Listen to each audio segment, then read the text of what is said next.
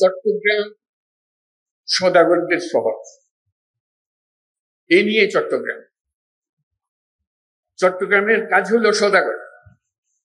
নৌকা নিয়ে, পালতোলা জাহাজ নিয়ে কে কোথায় চলে গেছে, এখানে ভিড়েছে।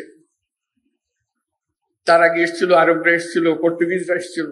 কিন্তু বাংলাদেশে চাটগার লোকই এই বৃত্তি হিসেবে নিয়েছে সদাগরে। তারা ব্যবসা চেনে। চাকরির কথা বললে চাকরি কেন করবে, বুঝতে পারে না তারা চাকরির কথা। লেখাপড়া করে, কি জন্য লেখাপড়া করবে? ও চাকরি করবে, চাকরি করে করবে। আমি তো দোকানে বসে দিয়েছি তারা,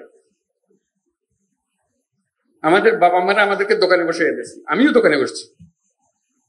তারা চিন্তা করে না যে চাকরি বলে একটা জিনিস হতে পারে। তারা সদাগর, তারা দেশ বিদেশে যাবে, ব্যবসা করবে। যার ছোট জাহাজ, সে ছোট জাহাজ দিয়ে চলে। ছোটবেলায় দেখছি জাহাজ আসতেছে, মাল ভর্তি হয়ে, বিশেষ করে ধান, চাল এগুলো আনতো, বার্মা থেকে আনতো, খালের ভেতরে, পাশের বাড়ির খালের মধ্যে এসছে। এই হলো আমাদের। তা আমাদের রক্ত হলো সদাগরের রক্ত। আর চট্টগ্রাম হলো সে সদাগরের পীঠভূমি।